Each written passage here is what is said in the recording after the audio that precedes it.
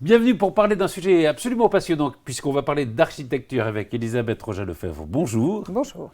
Vous êtes la directrice du Conseil d'architecture, d'urbanisme et d'environnement des Yvelines, le CAUE. Vous êtes architecte vous-même. Alors, déjà, qu'est-ce que c'est le CAUE ? Ça sert à quoi ? Nous sommes une association qui existe dans la plupart des départements de France. Au moment où la loi sur l'architecture a décidé de créer des structures de conseil pour accompagner les particuliers comme les élus sur ce sujet primordial du cadre de vie. Donc nous conseillons sur l'architecture, le patrimoine, le paysage, tous les sujets sur lesquels finalement personne n'a d'informations habituellement. Oui, c'est vrai qu'il y a toujours peut-être parfois un peu de... Pas de réticence, mais peut-être les gens sont peut-être un peu perdus vis-à-vis des problèmes d'architecture et d'urbanisme. Donc vous pouvez les conseiller. Voilà, nous les recevons au CAUE, donc dans nos locaux comme aujourd'hui. Alors vous êtes où ? On est basé à Montigny-Bretonneux, tout près du théâtre. D'accord. Et tous les mercredis, par exemple, nous recevons les particuliers qui veulent un conseil sur rendez-vous. Ils ont la possibilité d'être reçus par un architecte qui les conseille en amont de leur projet. Là où l'intérêt de venir voir le CAUE, c'est vraiment toujours en amont. Donc même les élus, nous les conseillons aussi sur leur projet, toujours au préalable, avant d'aller voir un architecte libéral ou un urbaniste. Notre travail... Oui, après ils peuvent aller voir l'architecte bien libéral, sûr, évidemment. Notre intérêt, c'est de leur donner le maximum d'ouverture par rapport au paysage, à l'urbanisme, à l'architecture. Et ensuite, de les aider éventuellement à trouver les bonnes personnes pour faire leur projet quand ils l'ont bien débroussaillé. Donc il faut, alors pratiquement, il faut prendre rendez-vous, Voilà, pour les particuliers, c'est gratuit parce que les particuliers paient une taxe, c'est la taxe d'aménagement qui permet de financer le CAUE. C'est le conseil départemental qui fixe le taux de cette taxe et qui nous le reverse ensuite. Donc les particuliers ont un conseil gratuit quand ils viennent au CAUE. Et les élus également peuvent nous demander des conseils, alors sur des sujets plus gros, évidemment, plus vastes, soit l'accompagnement de leur PLU, soit l'accompagnement de leur projet. Et on intervient. En ce moment, on fait beaucoup de chartes architecturales et de promotion pour aider à fluidifier les projets dans les communes. On a travaillé comme ça avec Viroflay, Saint-Germain-en-Laye. On vient de terminer la charte d'Orgeval. Ça veut dire quoi, fluidifier les projets ? Alors, il y a beaucoup de recours sur les projets d'architecture. Oui, bien sûr. Et ça permet aussi aux promoteurs de ne pas aller voir directement les particuliers, mais de voir en premier les élus et de faire en sorte que le projet soit mieux accepté par la population. Alors, quant au lien justement avec la population, vous parliez de cet architecte-là, c'est le 1er décembre, c'est ça ? Alors, le 2 décembre, nous recevons ici tous les particuliers et les élus qui le souhaitent. On a une journée spéciale adhérents qui permet de présenter l'exposition que nous avons en ce moment et qui tourne dans le département. On va parler tout à l'heure. Et on va leur présenter... transformer le bâti. Oui, et on va leur présenter aussi toutes les actions que l'on peut mener avec eux. Parce qu'aujourd'hui, on a l'obligation, par exemple, de réduire nos consommations énergétiques. Oui. Et à moins imperméabiliser, à réaliser des îlots de fraîcheur. Et tous ces sujets-là, on essaie de sensibiliser les élus et les particuliers à y arriver. Donc, le 2 décembre aussi, on a un webinaire avec l'Agence locale de l'énergie de Saint-Quentin-en-Yvelines à 18h sur l'accompagnement des architectes sur la transformation des copropriétés et la réhabilitation énergétique des copropriétés. Sujet très compliqué actuellement. Webinaire, ça veut dire que si on ne peut pas y assister, on dirait qu'on pourra le trouver sur votre... Voilà, sur notre site internet et sur celui de l'ALEC. Ouais. Très bien. Peut-être une question sur l'architecture et ce territoire, c'est-à-dire qu'il y a une diversité architecturale absolument incroyable. Ça va en gros de Mansart à Ricardo Bofill et même à plus récent. Comment vous le voyez ce territoire architecturalement justement ? Alors, il est comme vous dites très varié parce qu'on a beaucoup aussi de maisons rurales qu'il faut ne pas abîmer.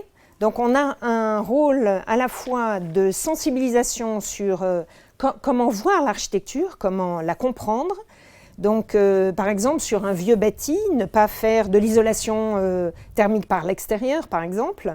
Donc, on travaille beaucoup aussi avec les architectes des bâtiments de France qui protègent certains secteurs, mais qui ne protègent pas tout, bien sûr. Donc, notre rôle aussi, c'est de faire comprendre l'architecture, de la faire découvrir, de la faire aimer dans tous ses aspects. Donc, aussi bien l'architecture contemporaine, la faire comprendre aussi pourquoi on réalise des balcons et on a l'obligation de mettre beaucoup plus de verdure aussi. D'ouverture aussi, non ? D'ouverture. Et pourquoi les balcons alors, par exemple ? On a bien vu qu'avec le confinement, les personnes avaient besoin d'espace extérieur. Donc, alors que dans un bâti rural, on avait un jardin. Oui. Dans un immeuble, par exemple, avoir beaucoup plus d'espace extérieur lié au logement est vraiment important. C'est important. Ouais. Qu'est-ce qui a changé justement dans l'architecture et dans l'urbanisme ? Je disais justement conseil d'architecture, d'urbanisme et d'environnement. Et on l'a rajouté il n'y a pas si longtemps, l'environnement, non ? Non, c'est très vieux ? Dès le début. Ah bon ? Dès le début, la loi sur l'architecture de 1977 a créé les CAE. Et dès le début, on avait ces 3 mots, architecture, urbanisme, environnement. Alors l'environnement à cette époque était plus considéré par les CAE dans le sens du paysage. Et puis petit à petit, on a évolué et le paysage est toujours extrêmement présent, mais maintenant c'est l'écologie qui prend plus de part, enfin une part importante dans notre travail, pour aller vers le facteur 4. Vous savez qu'aujourd'hui, on doit en 2050 réduire par 4 nos émissions de gaz à effet de serre. Donc, le travail sur la réhabilitation des bâtiments pour réduire l'énergie l'énergie que l'on doit utiliser pour les fabriquer, mais aussi l'énergie que l'on doit utiliser pour les entretenir et les utiliser. Oui, donc ça, il faut réduire ça. Mais il y a des architectes, je pense à Rudy Ricciotti, qui est l'architecte du MUSEM, par exemple, là, qui avait fait des pamphlets sur la haute qualité environnementale, le HQ, ces normes-là, en disant finalement, ça réduit la créativité des architectes. Est-ce que vous n'avez pas l'impression qu'on fait un peu partout la même chose ? Alors, effectivement, d'une certaine manière, malheureusement, on stéréotype un peu l'architecture. Vous avez raison. Nous, notre travail, justement, c'est de montrer les spécificités de chaque lieu et de faire en sorte, dans les chartes architecturales, par exemple, que l'on réalise avec des ateliers, avec des habitants, avec les élus, donc tout le monde autour de la table, réfléchit ensemble aux spécificités de la commune pour faire en sorte que les projets futurs soient les mieux intégrés. Donc, quand on est dans un centre ancien très patrimonial, on essaie de faire de l'architecture qui soit en complément de cette architecture et qui ne vienne pas heurter les... Mais l'architecture, c'est toujours soit en continuité, soit en opposition. Oui. Donc l'opposition peut être intéressante à la condition qu'on la comprenne. Et donc notre rôle aussi, c'est d'expliquer l'architecture. Alors, on va parler un peu de cette exposition, donc transformer le bâti. Et alors, les sous-titres, c'est regarder le présent et préparer l'avenir, hein, c'est ça ? Oui.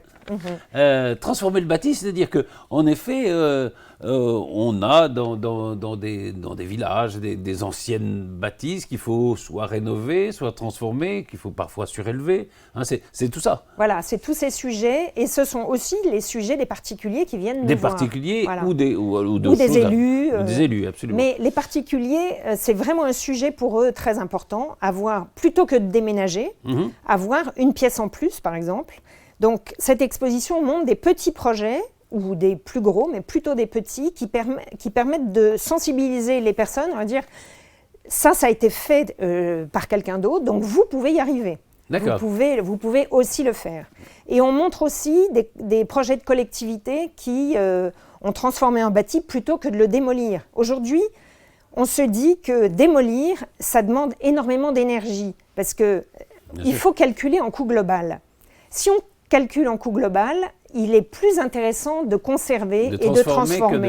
Voilà. Ben oui, parce qu'il faut considérer le terrain qui a été acheté au départ, le bâti qui a été créé, le bâti qu'on va être obligé de démolir, plus toute l'énergie qu'on va mettre à réfléchir à un nouveau projet, plus l'énergie qu'on va mettre pour construire un nouveau. Donc quand on compte tout ça, plus ce qu'on ne compte jamais, c'est le coût social. de la démolition, c'est-à-dire toute la, oui, la il y a une toute histoire l'histoire, qu'on démolit en même temps. Voilà, oui, exactement. Donc, on montre aussi des petits projets qui ont été faits dans des mairies avec nous, qu'on a accompagnés, et notamment une petite grange à Moisson, qui a été transformée en musée. Oui, absolument. Et qui est très très chouette parce que l'architecture est très bien insérée.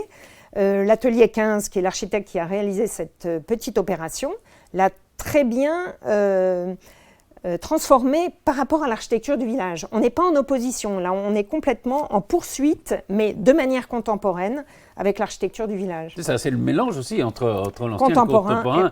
Et ce qu'on va faire, on va mettre par exemple ce petit film, parce que ces films, on peut les voir sur votre site. Hein, oui. Il va y avoir 13 films, 13 films voilà, qui présentent chacun des 13 projets qui sont présentés dans l'exposition. Et je vous propose qu'on mette sur le net, sur notre site, ce film sur la rénovation de Moisson. Moisson avec il est très intéressant. Ce musée, oui, c'est passionnant. Et donc, ça, évidemment, ça concerne à la fois les élus des villes, des maires, et à la fois les particuliers. Voilà, si je veux rajouter un étage chez moi, c'est ça? Voilà, rajouter un étage à Buc.